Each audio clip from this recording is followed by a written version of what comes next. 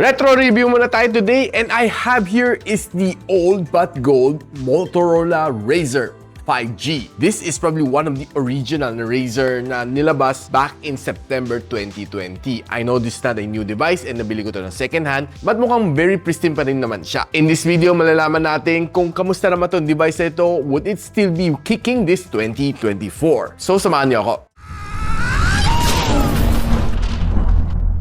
So guys, itong Motorola Razr na 5G na may 8GB of RAM and 256GB of storage, nabili ko to kay UKDB Gadgets for 13,000 pesos. Link on the description. Now, if you are a user before ng Moto Razr back in the days nung hindi pa touchscreen, you would feel really nostalgic about this phone. The looks quite familiar, and except siguro touchscreen na siya ngayon. Wala na siyang keyboard dito sa baba. Now, probably one thing na napansin ko dito is medyo visible pa konti ang kanyang crease kasi this is a older technology, but I ain't complaining. Pero yung kanyang hinges dito looks pretty sturdy. Yung kanyang clamshell feel feels so nice, and pwede mong gamitin one hand pang sara or even one hand pang bukas. Pwede. Now, one of the nicest thing dito sa phone nito, it feels very compact. Whenever it's folded, it feels like a very small phone, but whenever it's open, it feels so thin dito sa kanya. Goes by the name Razr. When it's unfolded, it's roughly 7.9mm thick, pero pag sinara mo siya, it becomes 16mm thick. Medyo may kunting kabigatan siya at 192 grams, and this one is being protected by Corning Gorilla Glass front, a plastic front display, aluminum side frames, stainless hinges, and yung kanyang likod is also made out of Corning Gorilla Glass 5. Now, this one is being powered by the Qualcomm Snapdragon 765G 5G. Now, it's still a very capable chip this 2024. And nung tinakbo ko naman ng Geekbench dito, this is the score that I got. Ito naman sa kanyang GPU benchmarking. I'm not quite sure kung bakit ayaw tumakbo na Antutu benchmark. It failed me roughly mga 5 times, so I gave up. Ito naman nakuha ko dito, 456 na loop score dito sa Wildlife Extreme, and 61% ng kanyang stability. Now, itong phone nito, nung unang labas, it is running Android 10. And right now, nung several updates ginawa ko dito, it's right now running Android version 12. Wala na siyang updates right now, so you're stuck with Android version 12. Now, if you're asking me kung kaya pa ba nitong phone nito mag-perform this 2024, the Snapdragon 765G is still a very capable chip for this year. And it's also 5G ready, so wala kang magiging problema na try ko ang Globe SIM and Smart SIM dito. Nakasagap naman ng 5G. Now, there's two display dito sa phone nito. Isa sa labas and isa sa loob. Now, on the inside, this one has a 6.2-inch na foldable na POLED display. And ang kanyang screen naman sa labas is a 2.7-inch na may GOLED display. Now, if you're browsing naman on inside, be it sa social media, sabi ko sa'yo, it's still good. I would say kahit wala naman siyang 120Hz screen refresh rate, it's still pretty decent. Hindi mo mafe-feel na yung parang naiiwan ang display dahil back in the days, this is still a very capable phone. Scrolling dito is pretty nice and pretty smooth pa rin naman kahit 60Hz lang siya. Hindi mo mafe-feel na iwan siya kahit luma na to. Since this one is only a level 3 na Wi-Fi security level, so you can watch HD dito sa phone na ito. Now, watching my favorite shows dito sa YouTube, I would say the display is pretty nice. Wala namang ibang nire-reklamo dito sa display niya. Now, if you're using naman screen na dito sa labas, there's some limited function na pwede mong gawin. If you're swiping over dito, there's some shortcuts na makita mo, and you can go to the settings. And if you're swiping over naman dito sa kabilang side, you can go straight to the camera. And you can use itong camera niya at the rear to take your selfie, which is going to give you a better resolution, definitely. Now, kung nag-drop down ka naman, you still get yung mga basic menu niya from the drop-down menu. And if you swipe up naman, makita mo mga notification. So, those are the basic na makita mo dito.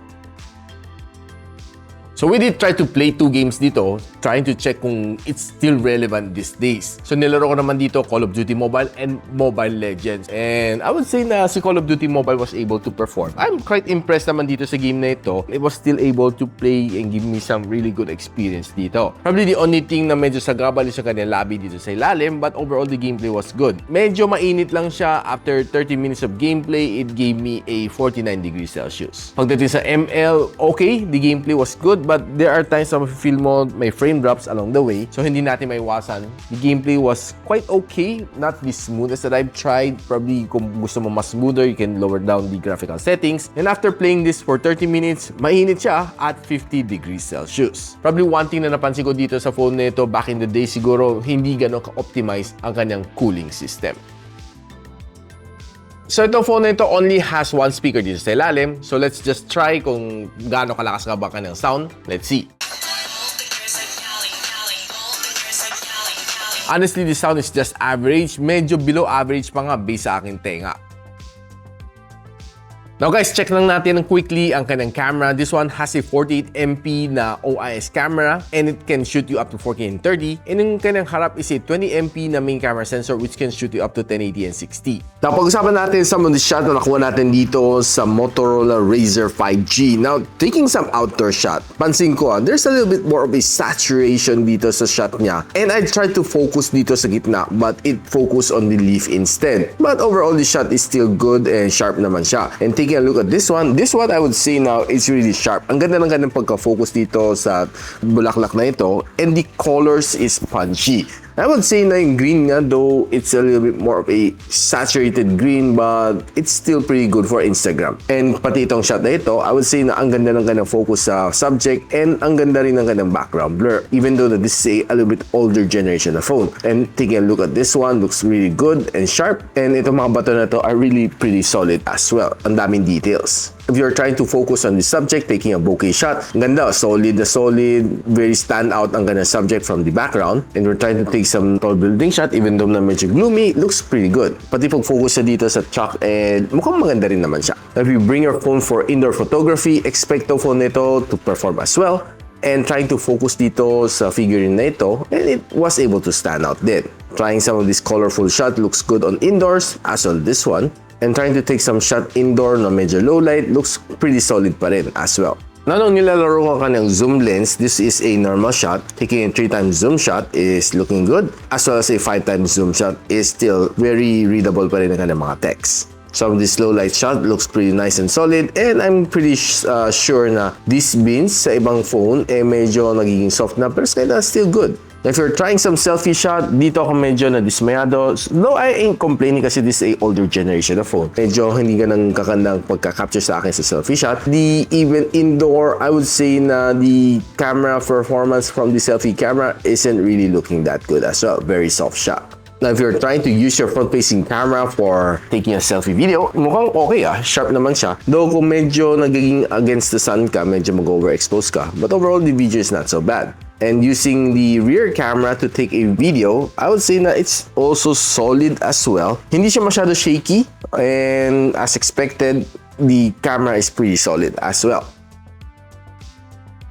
Now for 2024, is this phone still in? I would say na pretty solid pa rin naman siya. Honestly, it feels really nostalgic being able to hold one of this phone again. And I was a owner dati ng Moto Razr, and it feels really, really throwback. What's nice naman dito sa kanya is very sturdy ang kanyang hinge. I have no problem with it. Kahit anong flex ko dito sa kanya, pagsara ko, and pagbukas ko, wala namang maging problema. Kahit i-flip ka natin ng ganon, okay na okay pa rin naman itong phone na ito. For 13,000 pesos, is this phone still relevant? I would say this phone is still very relevant this 2024. Meron siyang 5G, it still has a Snapdragon 765G, 5G na chip inside, which is still very capable. Probably the only thing na medyo magta-turn off sa'yo dito is medyo mabilis siyang uminit, lalo na when you're playing games at a higher graphical settings. But overall, the camera can still perform, and you can watch really decent videos dito, except that yung kanyang loudspeaker is medyo mahina. And battery life nito is medyo mahina rin as well, kasi maliit lang kanyang battery at 2,800 mAh battery. And this one can support only a 15 watts charging, so medyo mabagal din. Kung ang taste mo is medyo throwback, this is definitely a nice one, si Moto Razr 5G. Check it out kung saan ko nabili. I bought it from UKDB Gadgets, and I'll be posting the link on the description box below. And if you like this video, don't forget to share it to your friends. And it's up to this channel, it's definitely awesome. I'll see you on the next one. And so, ako para si Richmond, and you're watching Gadget Sidekick. Like and subscribe to my channel. Don't forget to hit that notification bell. For one of my latest uploads, click the dito. And for one of my popular uploads, click here.